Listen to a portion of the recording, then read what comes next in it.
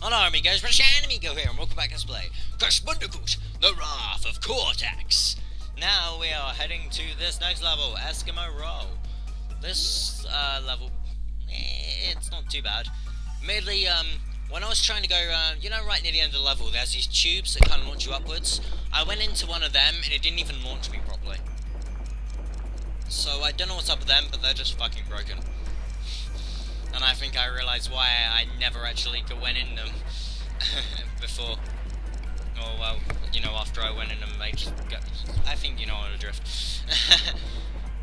But yeah, I got some more questions from It's Called from Saturn. Don't worry, no more of them have to do with giving birth to rhinos. Okay. So the first question, or the third question technically, says, does Crash have nipples? If so, how many? Well, my answer to that is, it doesn't actually look like he has nipples, to be honest. I mean, he might do underneath his fur, but I'm not entirely sure. I might have to make an extra video explaining, going a little more in detail and in depth to Crash's nipples. But for the meantime, I think it's best if we just kind of, just presume that he does for now. Later on we may find out that he might have one, some like under his armpit or something. I don't know, but we'll look more in detail into an extra video, so don't worry about it. Okay. Next question: what's your favourite style of level in the Crash games? The answer is not underwater because they suck. Nice addition there. Although in Crash 3 I think they're alright, I will admit that. Wrath of Cortex, they suck. And is Wrath of Cortex again? I think. Yeah, okay. Sorry, I was commentating in my head. You should have listened to what my brain said if you wanted to know what I said. My favourite type of levels in Crash game is the chase, or the chase ones, really. I really do like the ride ones as well, so basically when I say this, okay, the ride ones, I mean like the Hog, Polar and Pura. I would say that they're my favourite, but the thing is I don't like Polar that much, although I do really like the chase, because you got the boulder, the big polar bear, the snowball, and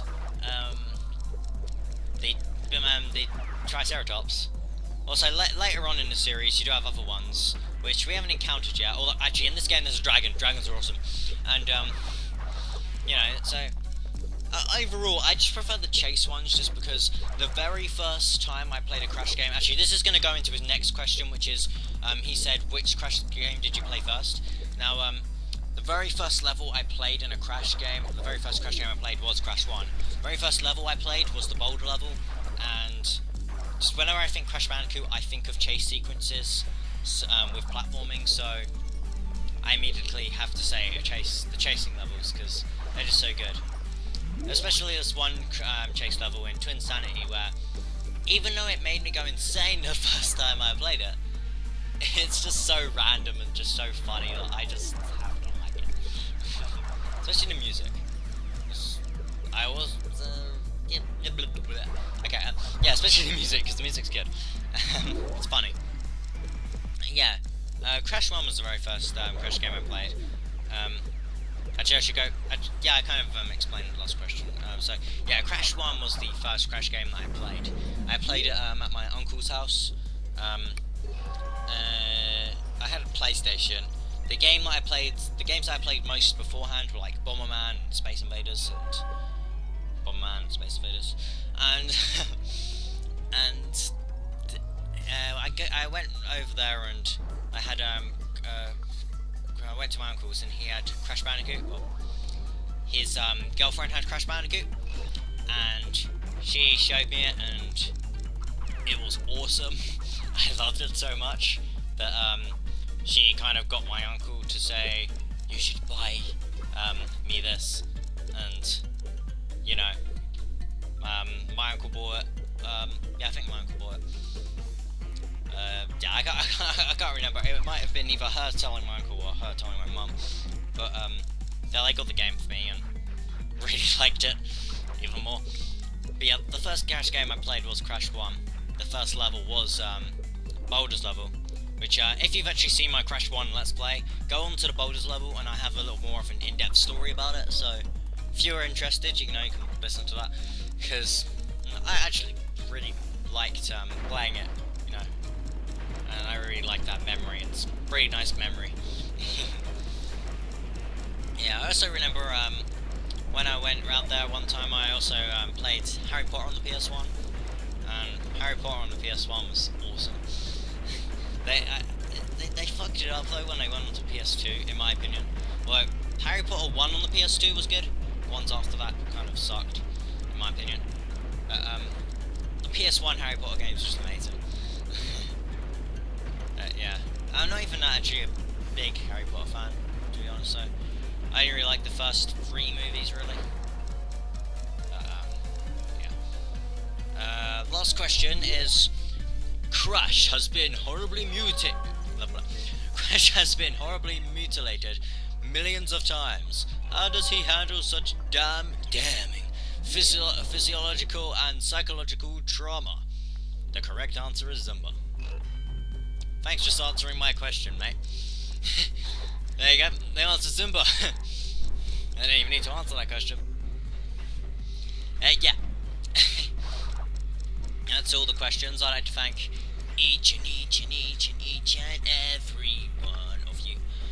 Till this war is won, or till this LP is done, and for, you know, posting questions. You know, it was a fun time answering them. Well, answering the ones that are Crash Bandicoot related. So yeah. Why does Crash move so slow on these hangy sections? And why, as soon as I click back onto the video, does it have to show me the hangy section? So you could have sent me to like this bit here, you know, when I came back after answering the questions. But no, you felt like showing me my least favourite part. Do you understand, guys, why I don't like this game that much? Because it has some weird grudge against me, like it just wants me to go insane. Kinda like a certain Sonic 06, I know. How's it going down there, Sonic 06? Piece of shit. So yeah, this section is actually quite fun, actually, when you just speeding through it. I love doing that, just jumping over and just bouncing on the guy's head with the big robot. It's like, boom, I'm crushing you and I'm going right through your defenses. It's just awesome. Quite humorous, actually, when you think about it. Oh, and there's a little robots going back and forth. We're going to have a lot of fun with AI going back and forth in a future Crash game. It's such an awesome line. I feel like saying it so badly, but you know, I think I've said it quite a lot, and I may mention it again in the future anyway. But we'll just wait until we get there. A lot of you know what I'm talking about anyway, to be honest. But for those of you who have never played the game, you're going to have a laugh. I can tell you that. Yeah, there isn't actually much I can actually say about these relics, because they're all levels that I've played before, and if I'm gonna say anything about any level, especially this level in particular, all I'm gonna do is bash it, and I don't want to go off on a negative note throughout this whole LP, because this game, while fun, while bad at times, it also can be quite fun, and if it's a game that I can have fun with, I generally don't like to bash the game, you know. There's only a few games that are really bad that I will, like, you know, completely rip on entirely. You know, that games where there's a lot of it is bad, but I can have quite a bit of fun out of it. I don't really like to bash them as much. I will bash them more than other games, obviously, but, you know, I just don't like to, cause, like, I just prefer to like games. I don't like it when games are shit. No, I didn't intentionally buy Sonic 06 just because it was a piece of shit. I didn't even know that the game was shit. I just bought it expecting it to be a good game, because it said Sonic the Hedgehog on it, and it turned out to be the worst thing I've played in my life. And, you know, so with this game, you know, similar thing. I've actually, when I played this when I was younger, I actually liked this game. You know,